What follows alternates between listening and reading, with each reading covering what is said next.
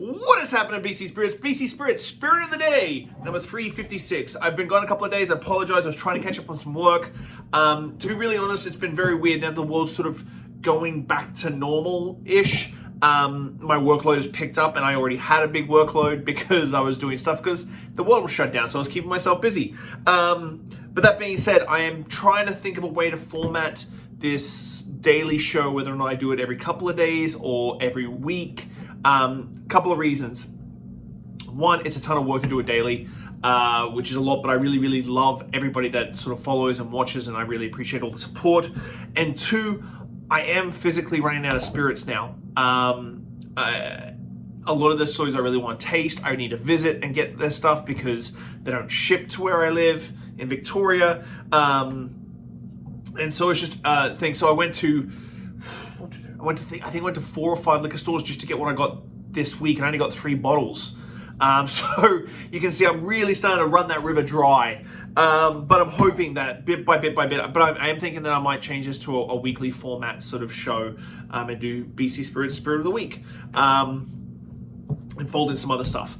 Cocktail of the Week is coming back. I went into work and really ground out a whole schwackload of content last night, so I have a ton of Cocktails of the Week coming along, which is funny because I'm up to number 13, which I thought I was like number 7 still, but it's back 2, so I'm trying to just round out where BC Spirits is going to go, because the hard thing right now, and I'm doing a little bit of a heart-to-heart with you guys right now, the hard thing right now is if I start traveling again, this will become impossible, and it will become impossible. But there is some good news on the horizon. Firstly, it's Cinco de Mayo, and obviously we do not grow agave in BC, and so we cannot make tequila. But that being said, what I'm tasting today is tequila adjacent, I suppose.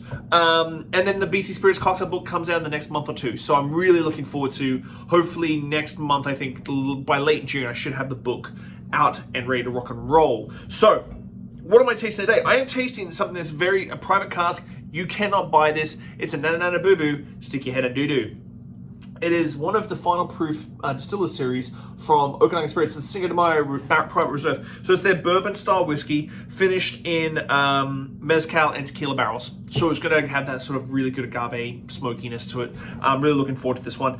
So what they do is they take their barrels, they do a few little tweaky, cheeky scientific things, and this is what they come out with. So I haven't tasted this. I actually just unwrapped it. I do love their bourbon style. I'm a big fan of the bourbon style that they do. Oh. Super sweet agave on the nose. Like agave syrup on the nose. And then you get that rich, rounded bourbon. Very fruity. Super fruity on the nose.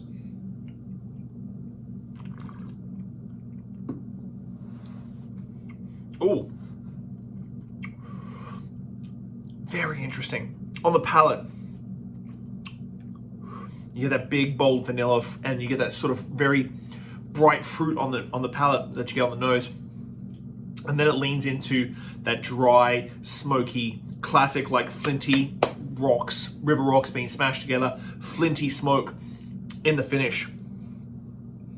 Super unique. Very, very unique. The bourbon's big enough that it can hold these flavors. The tequila they used, I know what they used. I'm not going to say what they used, but it's a bit of a sweeter style tequila. And that's where that beautiful fruitiness is coming from. The fruit is sort of like apples and pears and sort of those sort of style of fruit. And then they get that beautiful flinty smoke. So it's almost like a triangle of like that really classic big bourbon note, that corn-based bourbon note from the distillery. You get this beautiful sweet fruitiness from the tequila. And then you get this beautiful flinty mezcal in the finish. That is super different, but very, very nice. It's all very balanced.